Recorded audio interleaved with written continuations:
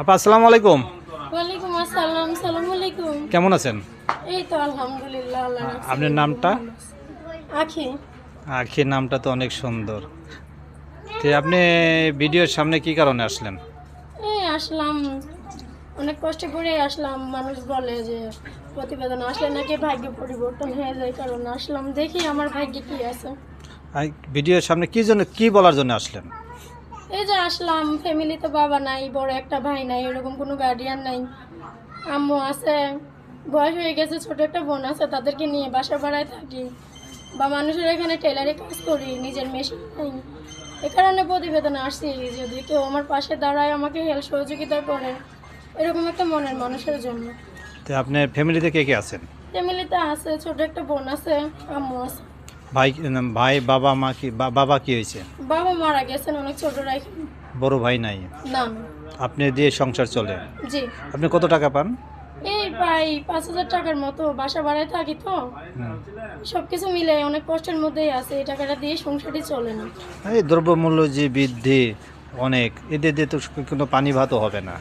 তো আপনি আর কি কি বলবেন? বলবো যে যারা যে এরকম মানুষ আমার পাশে থাকবে, হ্যাঁ, আজীবনের দায়িত্ব নেবে, ওইরকম যদি মানুষ পাই তাহলে আমাকে ফোন টোন দেবে। কিন্তু আহত মানুষ ফোন দিয়ে আজে বাজে কথাবার্তা দয়া করে না বললে আমার জন্য অনেক ভালো হবে।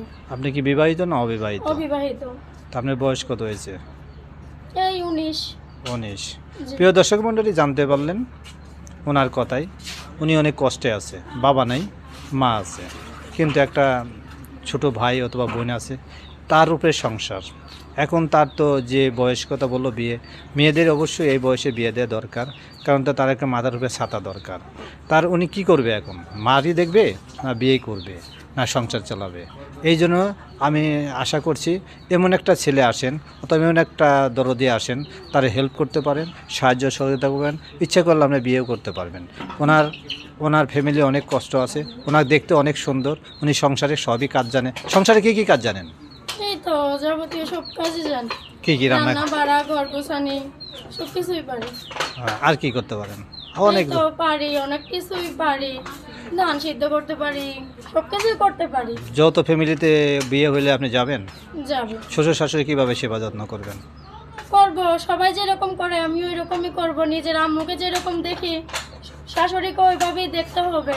না, এই যে আপনার মেয়েরা তো অনেক আমি জানি যে শ্বশুর শাশুড়ি সেবা যত্ন করতে চায় না। আপনার মনে কি আশা? আমার মনে আশা যে আমার আম্মুকে আমি যেভাবে দেখি, যে চোখে দেখি, যেরকম মন নিয়ে ভালোবাসা আছে আম্মুর প্রতি, ওইরকম শাশুড়ির প্রতি ওইরকমই রাখবো। আপনি জামা কাপড় সিলাইতে পারেন? জি। ঘরে মেশিন আছে? ঘরে মেশিন নাই, আমি আরেকজনের এখানে কাজ করি। কেমন কেমন করে শিখলেন এটা? এটা শিখছি বান্ধবীর কাছে? মারা গেছিল তখন আরেকজনের কাছ থেকে শিখছিলাম। অনেক কষ্টে সংসারই চলে তো, হ্যাঁ। কারণ আরেকজনের কাছ থেকে শেখা পরে ওই যে কাছ থেকে শিখছি ওনার এখানেই করি। প্রিয় দর্শক মণ্ডলী, জানতে পারলেন যে ওনারে বিয়ে করবেন তার ভাগ্য অনেক ভালো হবে, কারণ উনি হাতের কাজ জানে, সংসারের কাজ জানে। ইচ্ছে করলে উনি একটা মেশিন কিনে দিতে বলে সংসারে, তার আপনার সংসারে সচ্ছলতা ফিরে আসবে। কারণ উনি এই জামনায় মেয়েরা অনেক হয়, কিন্তু উনি তা না। উনি সংসারে কাজ করে এবং জামা কাপড় করে, বাবা নাই, ভাই নাই, সংসার চালায়। ওনারে সাথী করলে আপনিও সুখী হবেন, আপনার সংসারও উজ্জ্বল হবে। আর কিছু বলবেন?